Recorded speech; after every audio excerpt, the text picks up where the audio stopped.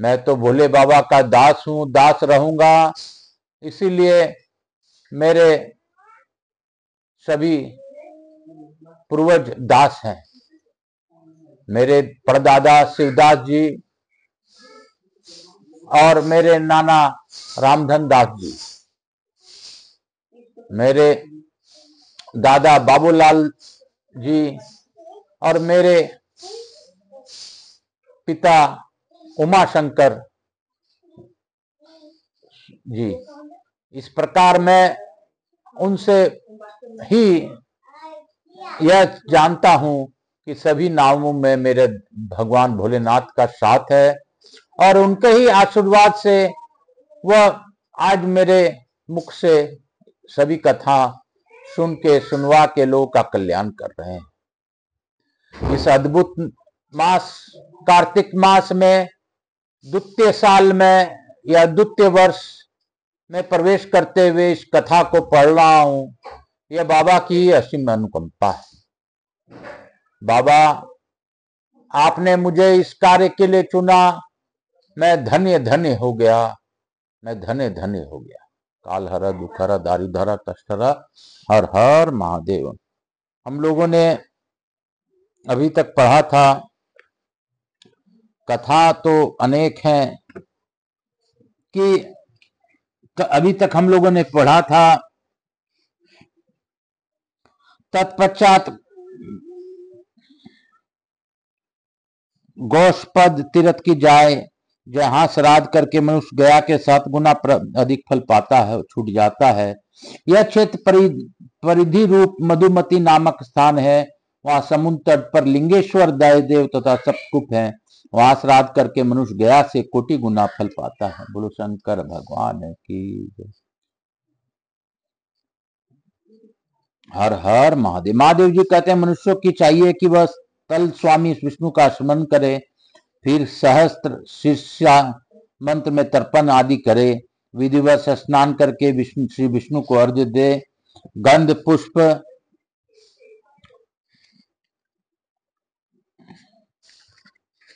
वस्त्र अनुलेपन, मधु, इच्छुरस, कुमकुम, कपूर, खस तथा कस्तूरी आदि उपचारों से उनकी पूजा करे। फिर वस्त्रों से वेष्टित करके उत्तम नैवेद्य भोग लगाए। धर्म कथा श्रवण पूर्वक रात्रि में जागरण करे। वेदज्ञ क्षत्रिय ब्राह्मण को स्वर्ण कर और 2 वस्त्र दान करे। उस दिन उपवास पूर्वक श्री विष्णु को नमस्कार करके रुक्मणी जी का दर्शन करे। भक्ति भाव से योग करके मनुष्य आपके जन्म का फल पाता है, अपने जन्म का फल पाता है। समस्त यज्ञों, दानों, तीर्थों और व्रतों का भी फल पा लेता है। पितृवर्ग मातृवर्ग का भी उद्धार करता है। जन्म भर के लिए कुछ हुए पापों का नाश कर देता है।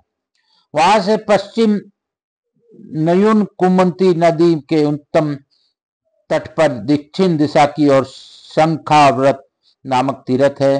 यहाँ जहां स्वयं प्रकट हुई अति उत्तम रक्त गर्भा चक्रांकित शिला स्थित है।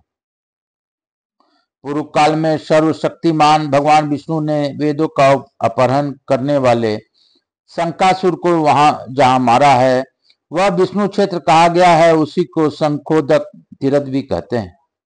वह शंखाकार दिखाई देता है। उसमें स्नान करके मनुष्य ब्रह्म हत्या से मुक्त हो जाता है तथा शूद्र को भी लगातार 7 जन्मों तक ब्रह्म योनि प्राप्त होती है। तत्पश्चात गौस्पद तीर्थ को जाए, यहाँ जहां श्राद्ध करके मनुष्य गया से 7 गुना अधिक फल पाता है। वहां श्राद्ध करके वैन नंदन पृथु ने अपने पिता को पाप योनि से मुक्त किया था। न्यूनकमती नदी परम पवित्र और महासिद्ध है। वह इस क्षेत्र की सीमा के लिए लाई गई है। सब पापों का नाश करने वाली वह नदी पर्णादित्य से दक्षिण भाग में स्थित है। नारायण ग्रह से उत्तर दिशा में थोड़ी ही दूरी पर उसकी स्थिति है। उसी के भीतर विख्यात गौस्पद नामक तीर्थ है। गौस्पद के समीप थोड़ी ही दूर पर नागराज अनंत स्वतः प्रकट हुए हैं, जो पृथ्वी पर उस तीर्थ की रक्षा के लिए नियुक्त किए गए हैं। नरक से अत्यंत भयभीत होने वाले पितर पुत्र प्राप्ति की इच्छा रखते हैं और कहते हैं हमारे वंशजों से जो गोष्पद तीर्थ की यात्रा करेगा वही हमारा उद्धार करने वाला होगा। गोष्पद तीर्थ से पुत्र देखकर पितरों को यहाँ उत्सव मनाया जाता है। खीर, मधु, सत्तू, आटा, तिल और अक्षत आदि से वहां श्राद्ध करके मनुष्य अपने पितरों को सरलोक को भेज देता है। उस तीर्थ में श्रेष्ठ पुरुष नास्तिक का संग न करे, सब सामग्रियों के सहित श्रद्धालु पुरुष आस्तिक मनुष्य के साथ उस तीर्थ में जाए और वहां पहुंचकर मन ही मन यह भावना करे कि मैं गया तीर्थ में आया हूं। इस प्रकार जो ब्राह्मण पति ग्रह रहित होकर वहां की यात्रा करता है उसे पग पग पर अश्वमेघ यज्ञ का फल प्राप्त होता है। वहां न्यूकुमती नदी में स्नान करके पितरों की मुक्ति के लिए विधि पूर्वक श्राद्ध तर्पण करे। तर्पण के समय इस प्रकार कहें, ब्रह्मादिश्रत अम्ब पर्यंतम देवर्षि पितृ मानवाम तृप्त्यंतो पितृ स्वर्व मातृमाता महादय। ब्रह्मा जी से लेकर त्रिन प्रयत्न समस्त देवता, ऋषि, पितर, मनुष्य तथा माता और मातामह आदि समस्त पितर मेरे दिए हुए जल से तृप्त हों। इस प्रकार विधि पूर्वक तर्पण करके मनुष्य शास्त्रोक्त विधि से पिंड युक्त श्राद्ध करे।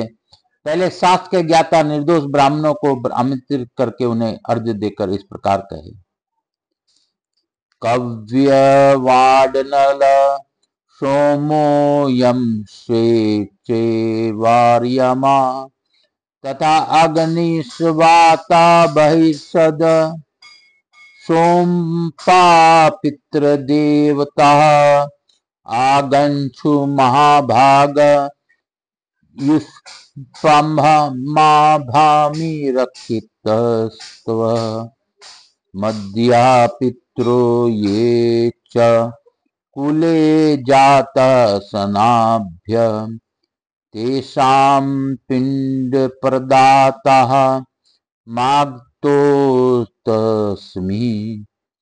पितामह कव्यवाटनल सोम्यम यरमा अर्यमा अग्निस्वात बहिर्षद और सोमप नाम के पितृदेवताओं, आप सभी महाभाग यहाँ पधारें और आपके द्वारा सुरक्षित जो मेरे पितर वंशज एवं सहोदर हो वे भी यहाँ पदार्पण करें। पितामह उन सबको पिंडदान देने के लिए मैं यहाँ आया हूँ। यों कहकर फिर निमंत्रित मंत्र का उच्चारण करें, पिता पितामहश्चैव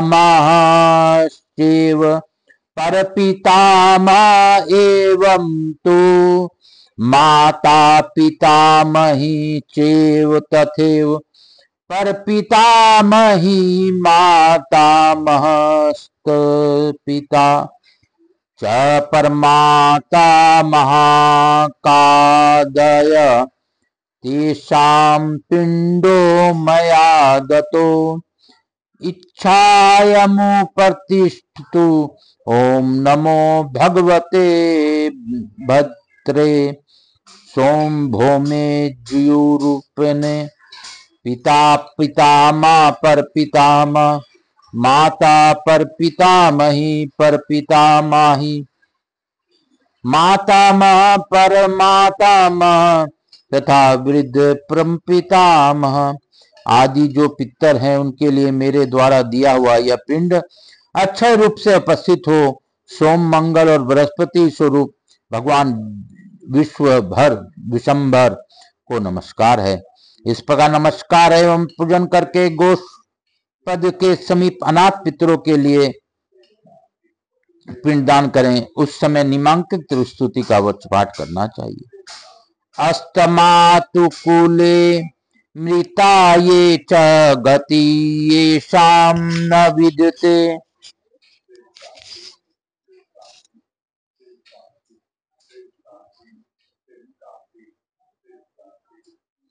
अस्तामुक्त कुले मृता ये च गतिर्येषां न विद्यते रोरवे चांदा तम ताम्रसूत्रे कालसूत्रे च ये गाता तेषां मृदार्नार्थाराय इदं पिंडं ददाम्यहम् अनंतायानां संस्था प्रेतलोकेषु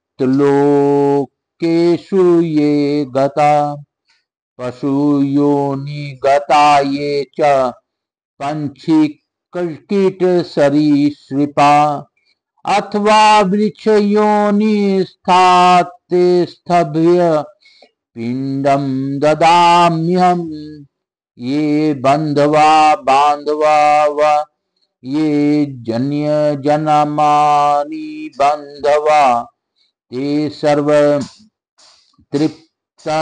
तृप्तिमायन्तु पिंडदानेन सर्वदा एके च तत्ते प्रेत रूपेण विरतन्ते पितरो मम ते सर्वतृप्तायान्तु पिंडदानेन सर्वदा दिव्यंतरिक्ष भूमिस्था पितरो बांधवादाय मृता असंस्कृतये च तेषां पिंडस्तु मुक्ताये पितृवंशे मृताये च मातृवंशे तथैव च गरुरसुरवसुरबन्धूनां ये चानिवे बान्धवां स्मृत ये मे कुले लुप्त पिंडा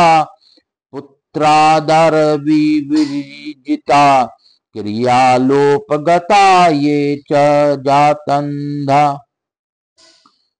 पंगवस्थास्तविरूपागमाश्चर ज्ञान ज्ञाता कुले मम तेषां पिंडो मया दत्तो दक्षयमन्तु प्रतिष्ठु प्रेतवत् पितरो मुक्ता भवन्तु मम शाश्वतम् यत् किंच मधुसविमिश्रिं गोक्षीरं घृतपायसम् अक्षयम प्रतिष्ठेत तत् तवस्थितिस्थिते तु गोष्पदे।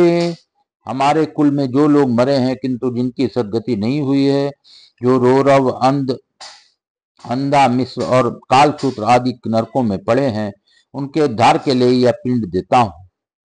जो अनंत यातनाओं में पड़े हैं, प्रेतलोक में गए हुए हैं, पशु पंछी कीट सर्प अथवा वृक्ष योनि में स्थित हैं, उन सब के लिए मैं यह पिंड देता हूं। जो हमारे बांधव नहीं हैं, जो हमारे बांधव हैं अथवा जो अन्य जन्मों में बांधव बन रहे हैं, वे सब इस पिंडदान को सदा तृप्त रहें। मेरे जो पितर प्रेत रूप में विद्वान है, वे सब इस पिंडदान से सदा तृप्त रहें। जो पितर तथा मानव आदि स्वर्ग अंतरिक्ष और भूलोक में स्थित हैं, जिनको मरने के बाद संस्कार नहीं हुआ है, यह पिंड उन सबको मुक्ति देने वाला हो। जो मेरे पितृकुल में, मातृकुल में, गुरुकुल, ससुर कुल तथा बंधव कुल में रहे हैं, तथा उनके अतिरिक्त भी जो बांधव कहे गए हैं, मेरे कुल में जिनके लिए पिंडदान आदि क्रियाएं नहीं हुई है, जो स्त्री और पुत्र से रहित हैं, जिनके श्राद्ध आदि कर्मों का लोप हो गया है, जो जन्म से अंधे, पंगु तथा विकृत रूप वाले रहे हैं, जो कच्चे गर्भ की अवस्था में ही मर गए हैं, इस प्रकार मेरे कुल में जो ज्ञात अथवा अज्ञात में पूर्वज मृत्यु को प्राप्त हुए हैं, उन सब के लिए मैंने यह पिंड दिया है। यह अक्षय होकर उन सबको प्राप्त हो।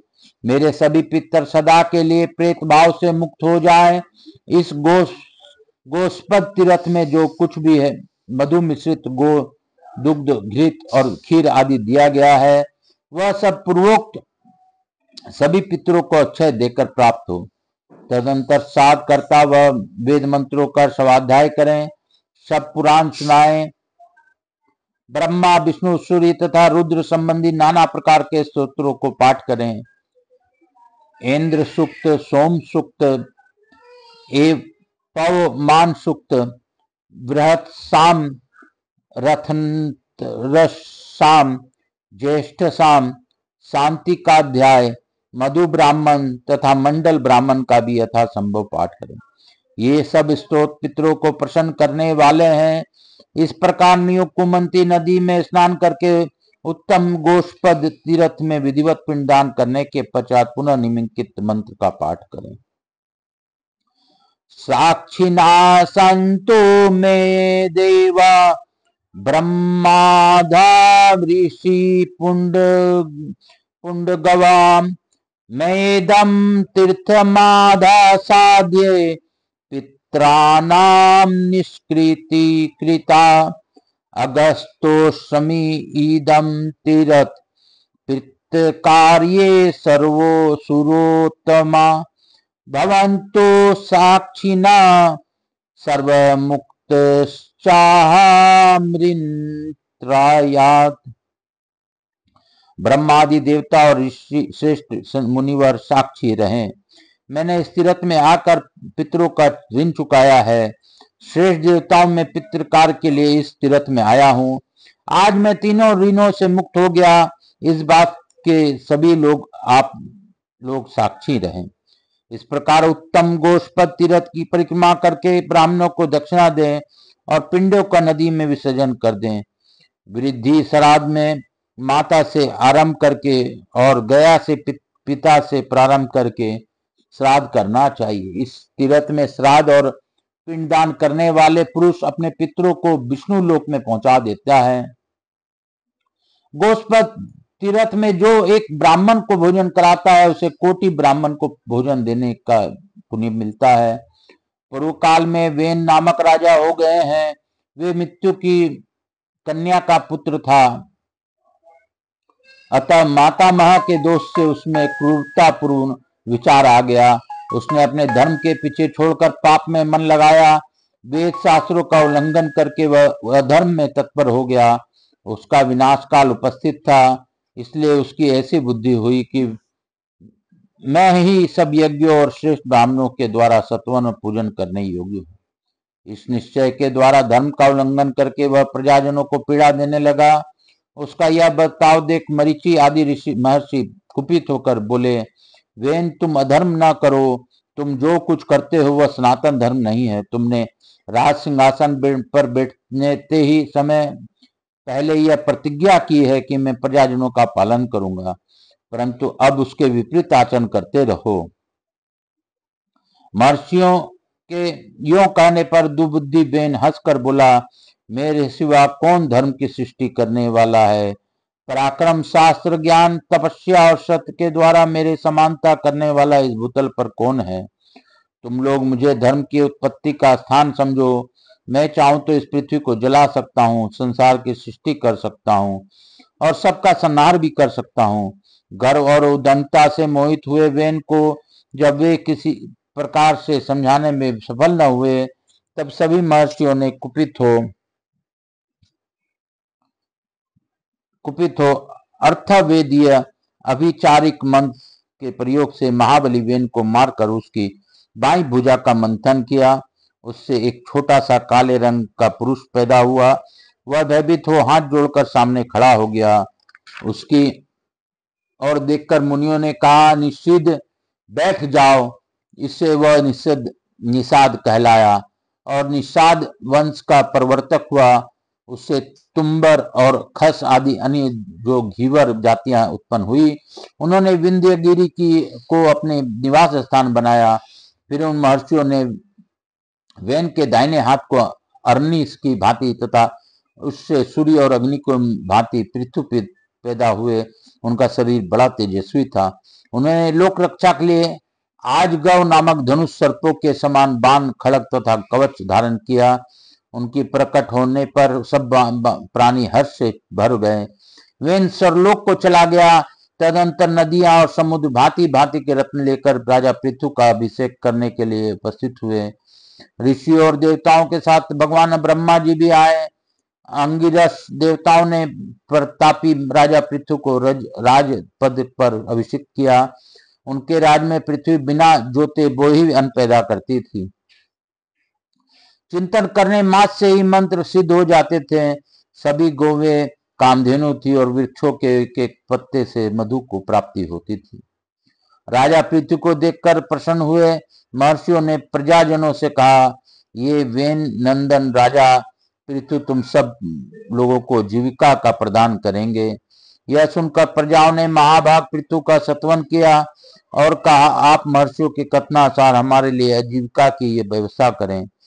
तब बलवान राजा पृथु ने पूरी प्रजा के रक्षा के इच्छा से धनुष बाण लेकर पृथ्वी पर आक्रमण किया। पृथ्वी उनके भय से थर्रा उठी, गाय का रूप धारण करके भागी। पृथ्वी ने भी उसका पीछा किया। अंत में वह उन्हीं की शरण में आई और हाथ जोड़कर बोली, राजन, मेरे बिना तुम प्रजा को कैसे धारण करोगे? मेरे ऊपर ही संपूर्ण लोक स्थित है। मैं इस जगत की धारण करती हूँ। मेरा बिना सारा प्रजा नष्ट हो जाएगी। अतः तुम्हें मेरा वध नहीं करना चाहिए। महीपते, क्रोध छोड़ो। मैं तुम्हारे आज्ञा के अनुकूल चलूंगी। तुम्हें धर्म का त्याग नहीं करना चाहिए। पृथ्वी का यह बात सुनकर धर्मात्मा एवं उदार राजा पृथ्वी ने अपने क्रोध को रोका और इस प्रकार कहा, जो अपने या पराये एक के हित के लिए स्वार्थवश बहुत से प्राणियों का वध करता है, उसे पाप लगता है। यदि किसी एक को मार कर देने पर बहुत लोग सुखी हो जाते हों तो उसके मारने पर पातक नहीं लगता। अतः वह सुंदरी, यदि तुम मेरी आज्ञा से संसार का हित नहीं करेगी तो मैं प्रजा के लिए तेरा वध कर डालूंगा। मेरे आज्ञा के विपरीत चलने वाली तुम वसुधा को बाणों से मारकर मैं स्वयं अपने शरीर को विशाल बनाकर समस्त प्रजाओं को धारण करूंगा। अतः तुम मेरी आज्ञा से समस्त प्रजा को जीविका का प्रदान कर, क्योंकि ऐसा करने से तू समर्थ है। राजा पृथु के इस प्रकार कहने पर पृथ्वी ने उत्तर दिया, राजन, मैं यह सब करूंगी। तुम मेरे लिए बछड़े की कल्पना करो, जिससे प्रति वत्सल होकर मैं दूध के रूप में अन्न प्रदान करूं। इसके सिवा मुझे समतल बनाओ, जिससे मैं अपने दूध को सर्वत्र फैला सकूं। तब राजा पृथु ने धनुष की कोटि से समुद्र और शिलाखंडों को उखाड़कर एक जगह किया और चाछुर मनु को बछड़ा बनाकर उन्होंने अपने हाथ से अन्नों को दुहा। तदंतर चंद्रमा बछड़ा हुए, बृहस्पति दुहने वाले बने, गायत्री आदि छंद दुग्ध पात्र हुए और तपस्या सनातन ब्रह्म उन्हें दुग्ध रूप में प्राप्त हुआ। फिर इंद्र आदि देवताओं ने स्वर्णमय पात्र लेकर इस पृथ्वी को दुहा। इस समय इंद्र बछड़ा और सूर्य दुहने वाला ले हुए। उनका दूध अमृतमय था।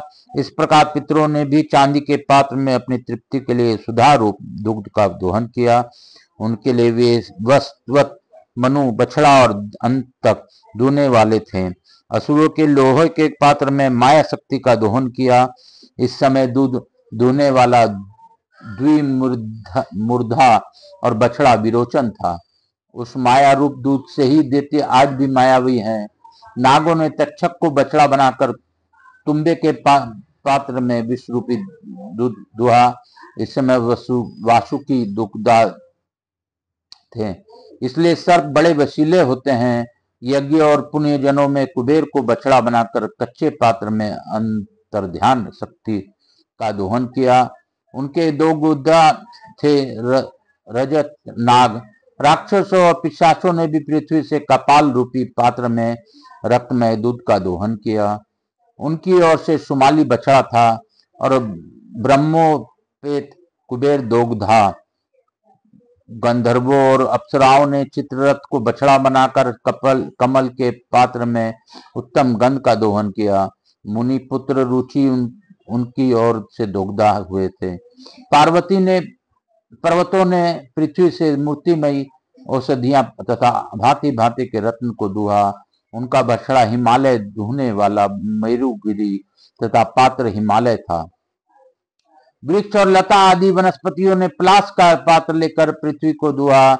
कटने पर पुनः अंकुरित हो जाना, यही उनका दूध था। खिला हुआ साल वृक्ष उनका दोगदा और पाकड़ का वृक्ष उनका बछड़ा था।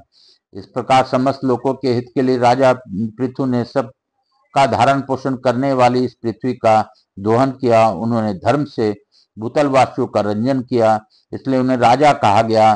तभी से इस पृथ्वी पर राजा सब की प्रसिद्धि हुई। बोलो शंकर भगवान की जय। काल हर दुख हर दारी धर कष्ट हर, हर हर महादेव शंभु शंभु। बोल बम का नारा है, बाबा एक सहारा है। बोलो बम बोलो बम बोलो बम बोलो बम बोलो बम बोलो बम बोलो बम बोलो बम बोलो बम। आप सबों को वंदन करते हुए इसी अध्याय के साथ आज की कथा हम लोग यहीं पे विराम देंगे, और यही कहूंगा कि जपा कर तु श्री शिवाय नमस्तुभ्यम, भजा कर श्री शिवाय नमस्तुभ्यम। जीवन का है ये सार, श्री शिवाय नमस्तुभ्यम, श्री शिवाय नमस्तुभ्यम, श्री शिवाय नमस्तुभ्यम। इस पवित्र मास कार्तिक मास में हमें भगवान की कथा मिल रही है, और पृथ्वी का दोहन इत्यादि की कथा हम लोगों ने जानी। कार्तिक मास में अद्भुत कथा हम लोग को सुनने का अवसर प्राप्त हो रहा है। यह बाबा की ही लीला है। कपूर गौरम करुणावतारम, संसार सारम भुजगेंद्रहारम, सदा वसंतम हृदयारविंदे भवानी चैतन्यम। महाकाल राजा की जय। श्री राम जय राम जय जय राम, श्री राम जय राम जय जय राम, श्री राम जय राम जय जय राम, श्री राम जय राम जय जय राम, श्री राम जय राम। तुलसी जी महारानी की जय, पीपल पतवारी की जय, राधा कृष्ण भगवान की जय, लड्डू गोपाल की जय, शिव महापरिवार की जय, गणेश जी लक्ष्मी जी महारानी की जय, त्रिशक्ति धाम की जय, मेरे भोलेनाथ की जय, कुल देवी के सरस्वती माता की जय, राधा कृष्ण की जय, विष्णु भगवान की जय, लक्ष्मी जी महारानी की जय, समस्त देवी देवताओं की जय, मातृ देवी व पितृ देवो सब पितृ देवताभ्याम। आप सबों को वंदन करते हुए, मैं अपने भोलेनाथ का स्मरण करते हुए आज की कथा यहीं पे विराम देता हूँ। मैं प्रथम पूज्य देव गणपति गणेश जी महाराज, लक्ष्मी जी महाराज, रिद्धि सिद्धि शुभ लाभ कुबेर जी महाराज से अनुरोध करता हूँ कि आप सभी लोग को आशीर्वाद प्रदान कर हमारे यहाँ अस्थायी रूप से चिरकाल तक विराजमान रहकर अखंड कृपा बनाए। आवाज समझ देवी देवताओं से अनुरोध करता हूँ कि आप इस कथा का श्रवण का लाभ सभी को प्रदान कर अपने स्थान को गमन करें, पुनः बुलाने पर पदार्थ का आशीर्वाद। मैं अपने भोलेनाथ मैया पार्वती को धन्यवाद देता हूँ कि उन्होंने इस अद्भुत कथा का श्रवण हम लोगों को करवाया। इसके लिए कोटि कोटि धन्यवाद। बाबा अपनी अखंड कृपा हम सभी लोगों पर बनाए रखें। बाबा की कथा हमें मिल रही है, यह हमारी किस्मत है, नहीं तो सत्य में हमारा कोई भी अस्तित्व नहीं है कि हम कथा सुन सकें, सुना सकें, पढ़ सकें या पढ़ा सकें। बाबा भोलेनाथ और मैया पार्वती की कृपा इस कार्तिक मास में सभी को मिले, इस कथा का श्रवण का लाभ सभी को मिले। कार्तिक पुराण है, और कार्तिक पुराण सत्य में अद्भुत पुराण है। कार्तिक मास में अगर कार्तिक पुराण सुनने का फल आपको पता हो तो आप अपने आप को सराहनीय करते हुए बाबा को धन्यवाद ही देंगे। तो बाबा ने आपके लिए सोचा है। बाबा की कृपा आप लोगों पर बनी रहे। काल हर दुख हर दारी धर कष्ट हर, हर हर महादेव शंभु शंभु। श्री शिवाय नमस्तुभ्यं।